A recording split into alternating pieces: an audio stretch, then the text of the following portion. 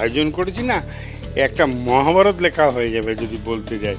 কারণ কুমারটুলির এপার থেকে ওপার, ওপার থেকে ওপার পছন্দ, শাড়ি পছন্দ হতে খুব সময় লাগে জানি, কিন্তু কুমারটুলিতে গিয়ে ঠাকুর পছন্দ হতে হতে শেষ ঠাকুর দেখে সেই ঠাকুরটি আবার সমস্ত অঙ্গভূষণ পরিবর্তন করে যেভাবে যদি আপনাদের ভালো লেগে থাকে, সেটা হলো বৈশাখী বন্দ্যোপাধ্যায়ের একেবারে মানে একদম পরিকাঠামোটাকে বাস্তবায়িত করা।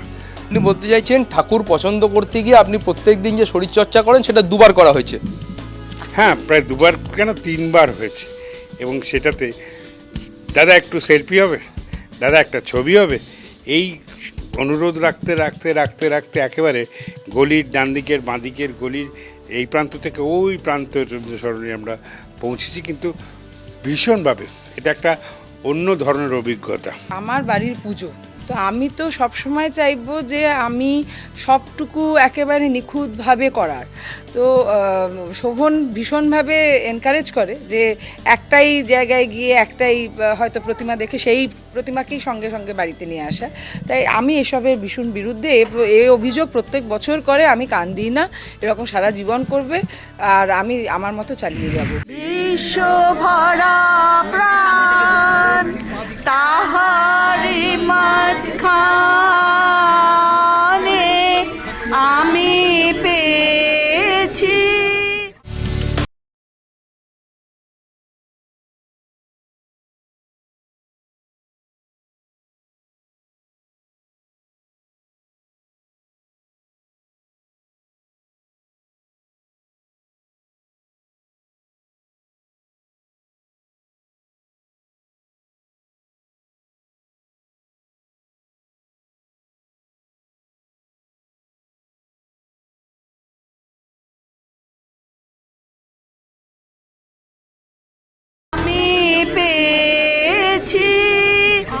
আমি পেয়েছি মোর স্থান বিষয়ে, তাই জাগে জাগে আমার। দেবদা পাঞ্জাবি পরে সরস্বতী পুজোর জন্য একদম তৈরি। সেই ছোটবেলায় ফিরে গেছে মনে হচ্ছে তো, পাঞ্জাবি পরে সরস্বতী পুজোর দিনটা একদম ডেডিকেটেড। সরস্বতী পুজো যেহেতু একটা নলেজ, বিদ্যা, এবং কোথাও যেন আমার মনে হয় কি তোমার যতই বয়স হোক না কেন, কিন্তু তোমার কোথাও যেন মনে হয় কি তুমি যা শিখেছো সেটা কম, এবং সরস্বতীর আশীর্বাদ লক্ষ্মী ঠাকুরের দরকার, কিন্তু সরস্বতী আরও বেশি দরকার আমার মনে হয় কি। Correct correct correct. নলেজ হচ্ছে, আজকে যত নলেজ হবে তত তোমার সম্মান বাড়বে। তো আমার মনে হয় কি সরস্বতী ঠাকুরের উপর আমার বেশি বিশ্বাস এবং আস্থা, এবং পুজো পাঠের মধ্যে এমনি থাকতেও ভালোবাসি একদম। আর কাল থেকে যেহেতু শুটিং শুরু হচ্ছে, তার জন্য বেশি করে একটু মায়ের আশীর্বাদ নেওয়া, তাই না?